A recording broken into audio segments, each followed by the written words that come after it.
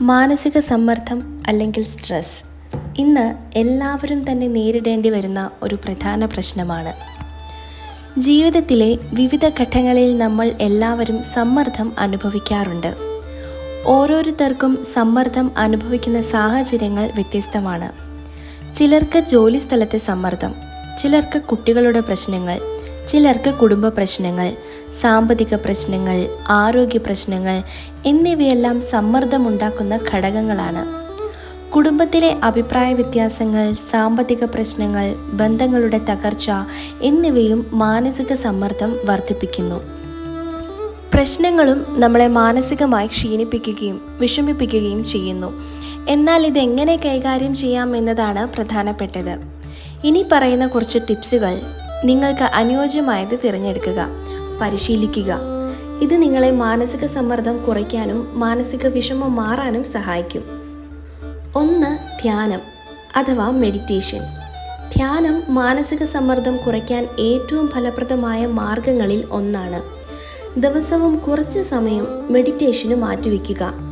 ഇത് നിങ്ങളുടെ മനസ്സിനെ ശാന്തമാക്കുകയും സമ്മർദ്ദം കുറയ്ക്കുകയും ചെയ്യും.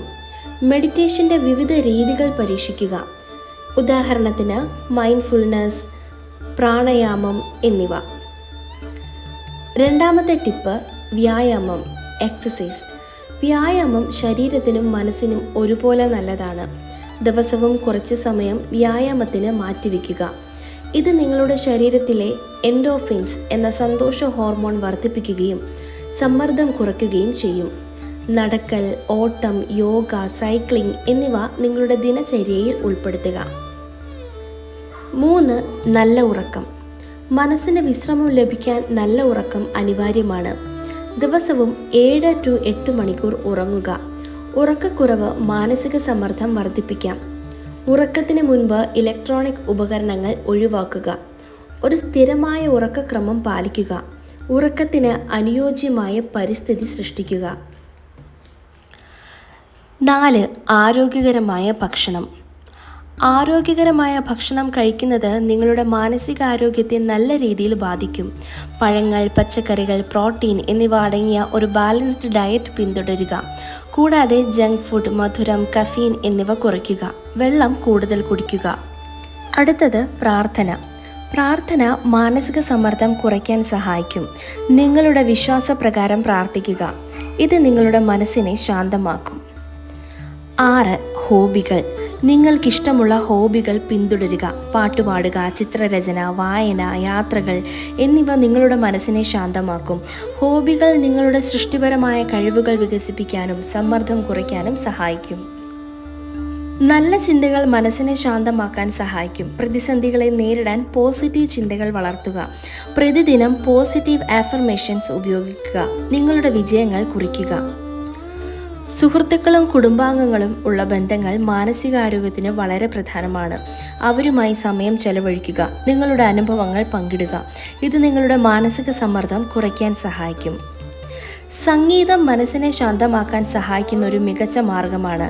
നിങ്ങൾക്കിഷ്ടമുള്ള സംഗീതം കേൾക്കുക, പാട്ടുപാടുക. സംഗീതം നിങ്ങളുടെ മാനസികാരോഗ്യത്തെ നല്ല രീതിയിൽ ബാധിക്കും. പ്രകൃതിയുമായി സമയം ചിലവഴിക്കുക.